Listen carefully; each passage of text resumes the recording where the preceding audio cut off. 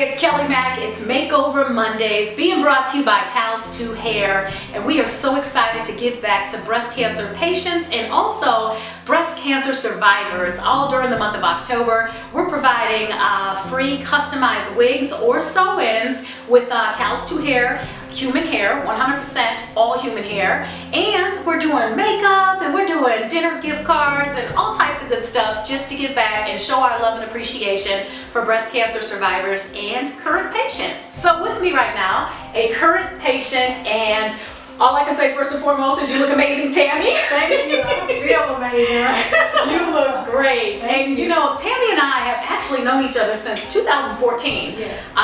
Which is, oh my gosh, almost 5 years now. 5 years. Yeah, because I started training with you at the top of 2014 at 3D Fitness. And that was in Malden. And when I found out that you were a breast cancer patient, I'm not sure that I was supposed to find out because your fiance Rod had inboxed me when he heard me talking about the give back effort that we were doing. And he actually nominated you. Oh. Yeah, and he wanted to keep it on the low. Yes. And I was so hesitant because I was like, well, I don't know if I'm supposed to call her or if I'm supposed to keep this a secret, but I felt so bad because I had no idea you were going through this struggle. And you know, what I thought is that I know if it were me, it would be something personal and I wouldn't make it a public issue. And I was like, you and I are a lot alike in that aspect. And so from that point, I became more empathetic and just like, oh my gosh. But I'm so glad that we were able to bring you over here at Cheney Salon in Spartanburg and get you a full customized human hair wig, courtesy of Cows to Hair. It looks amazing. And you know what I love about it most? It looks like your real natural hair, and I've seen you with real natural hair. Yes. Yes. You look great. It feels amazing. I mean, it's wonderful. The process wasn't long and drawn out. It fits well, as you know. Anybody that's went through this, getting the wig from the store, it's shifting all over your head. So this is amazing. Awesome. This feels amazing. Awesome. So let's talk about your voyage. You know, I remember probably about 3 years ago, you told me that you had some kind of a cancer scare, but you said you went to the doctors, it was a mass in your breast, it was removed, and that chapter was closed. And then just take it back from just that point. Having that mass removed, being at the doctor, them finding one there then, and telling me that it was okay, that it was benign, don't worry about it. And then coming circling around May of this year, going to the doctor and just getting my regular checkup. And it wasn't even a mammogram, I went to the doctor because I felt a lump in my breast. And was it the same breast or? Same breast, same area. Wow. That the lump that was in there before that they once said was benign. It had been biopsied and everything. And they said it was benign. Went back because I felt the lump and the lump was growing. And when I questioned my doctor then about it, it's probably scar tissue. So I went with, it's just scar tissue. Trust the doctor. Well, going from being benign to being a size 8 centimeter, 8 by 5, I think, centimeter mass. That was now stage 4. Because it had spread from my breast into my liver. If there was an object that you had to compare that measurement to, what would it be? I would say the size of a lemon. If you take a whole lemon, and it was even to me shaped like a lemon has the points on the end of it. Oh my gosh. Because that's what I felt. And that's when I was like, wait a minute. It was able to move, but at the same time it was growing. Right. And then in the time frame that I made the appointment to get the mammogram and everything done, I felt 2 under my arm. So once I realized that it was moving from my breast to my lymph nodes, that was a scare. I'm sure that was a scare. That then was like, I was like, how did I go from being benign, don't worry about it, it's a scar tissue, right? And I'm getting my checkups to now you give me a diagnosis and you tell me it's cancerous and it's stage 4. Right. So stage 4 cancer. You get the phone call. Where were you? What were you doing when the phone call came in? I mean, how did you break the news to you? Actually, I was at work. I was sitting at work at my desk, and they called me, and she was like, "You have it's malignant. Excuse me, it's malignant, and it's stage 4." She just told me over the phone, like it was on the phone, not, "Hey, can you come in? Let's talk about this."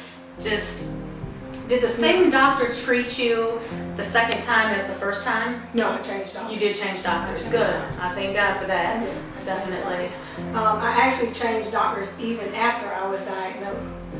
I just feel like for my journey, for me, my doctor had to fit my need. Yes. Not just give me textbook information. I'm a believer, so I needed my doctor to be a believer. Absolutely. I needed the team of people that was working on me to be believers.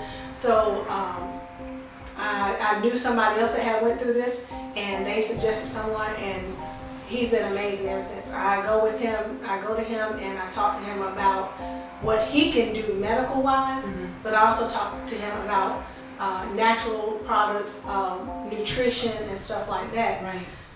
So that I'm not stuck on a treatment plan for life with them, because I don't want the side effects of the medicines that they give me for chemo. Chemo is strong. Chemo How takes many a treatments lot. did you have to do? I had 8 treatments. Wow.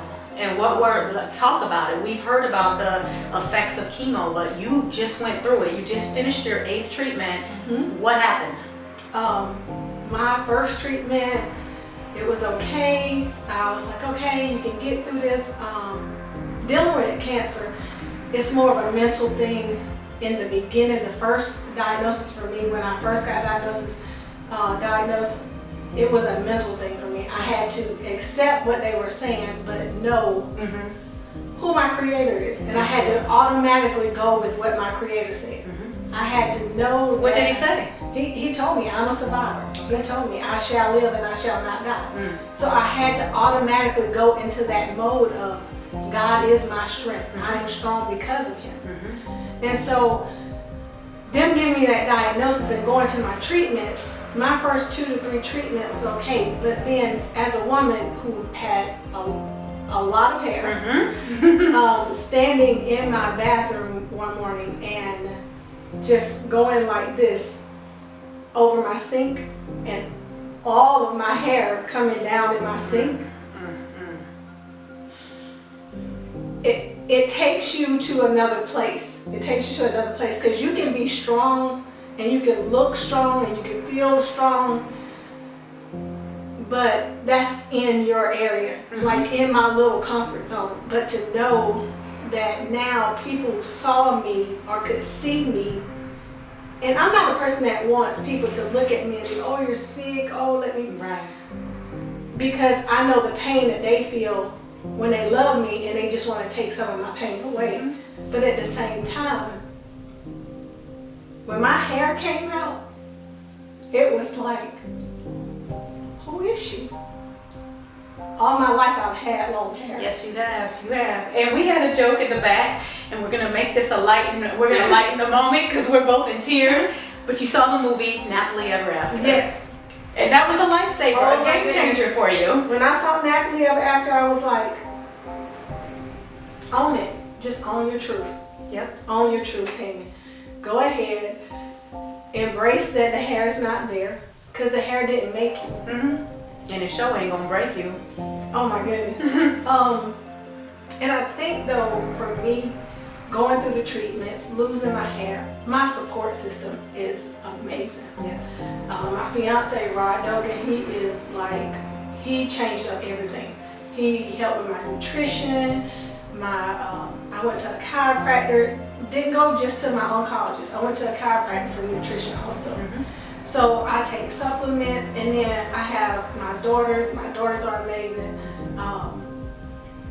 One daughter, my youngest daughter, she just went all in, and was Rocky is her name. She just went all in and was like rally the troops. So for me, the aspect of having that support system really, really, really helped me to know I wasn't fighting for just me. Right. I wasn't fighting just to say that I beat cancer either. I'm fighting more so to say that you can win at anything you do. Absolutely. If you have the mental strength for it. You have to believe in something other than just yourself. Right. You have to believe in something other than what the doctors say. Because my initial diagnosis, they was just like, we're gonna make her comfortable. And I was like, wait a minute. Nah, we're not gonna do that. Wait a minute. I got what you're saying. Yeah. I understand what you're saying. I'm gonna accept that truth. But I'm not leaving here yet. Nah. I got too much to do. Yeah. And your grandbabies, I your got twin boys grandbabies. are 3? They're twin grandboys, Kingston and Princeton. And I have a grand princess. They're called my royal court. Okay. But no, I have to be here to see them. And that's what God says, that He promises me that I can do that. Okay. So no, there's no reason for me not to fight. Absolutely. The biggest thing that I would say during those 8 treatments was going through the adjustment of a rebirth. And do you feel like you're a new person and you have a new, renewed energy? I do. Okay. I feel like, I look at life and everything like that, but purpose-wise. Right. I've always learned from experience. I've experienced a good bit in life. And most experiences take people down. Right. But when I was diagnosed, I was like, God, if this is what you're having me to experience, then tell me what the purpose is for it.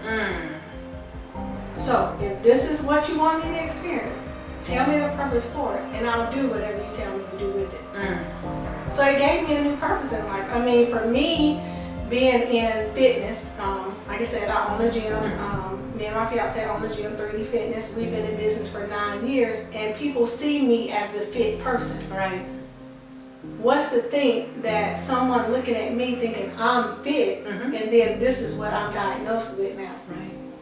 I don't want them to just look at a person and say they're slim, they're curvy, they're toned, the muscle tone is there or whatever, and think that that is the fittest person, and that's it. Yeah. Cancer doesn't discriminate. It It has does nothing to do with color, age, sex, origin, any of that. It does not. 1 in 8 women will be diagnosed every year with cancer. 1 in 8. They took it from 1 in 50 to 1 in 8. Wow. How can you put that out there, that statistic out there, and then nobody say nothing about it? So for me, the diagnosis of cancer did not kill me. Right. It didn't stop me. It immobilized me for a minute because I had to get the understanding of why. Yes. But one thing I did, I never asked God why. Right. I just said, whatever the purpose is, show me. And when I gathered all the information of what was going on with me, it was like, no, you're my warrior. I need you to speak on this. Yes. Because it is something 1 in 8 women are going to experience. And you're going to have to let them know. They don't have to take that as a death sentence. Right. It's not a death sentence. Yeah.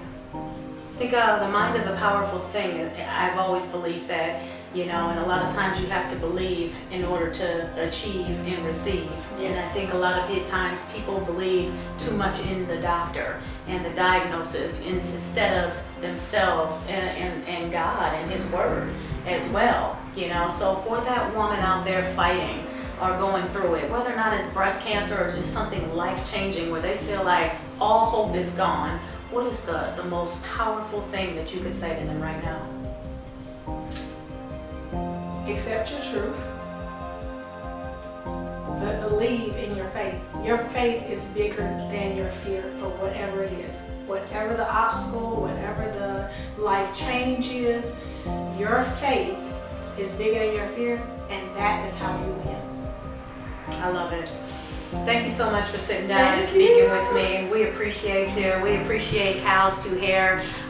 Dana is here on behalf of Cal's 2 Hair, and he has a gift that he'd like to present to you. Tammy, on behalf of Cal's 2, we would like to present you with a gift certificate for 2 to have dinner. We are so so appreciative of you and the fight that you continue to have and the courage and the strength that you continue to show cancer patients and survivors. And we wanted to just show our appreciation with the makeover, but also we wanted you to go out and be able to show people how great you look.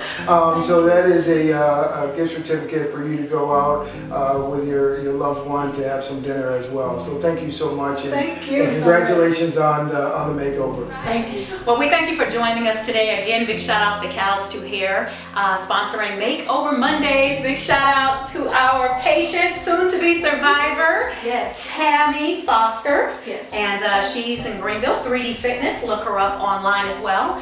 Shout outs to our makeup artists and our hairstylists. You thanks so much.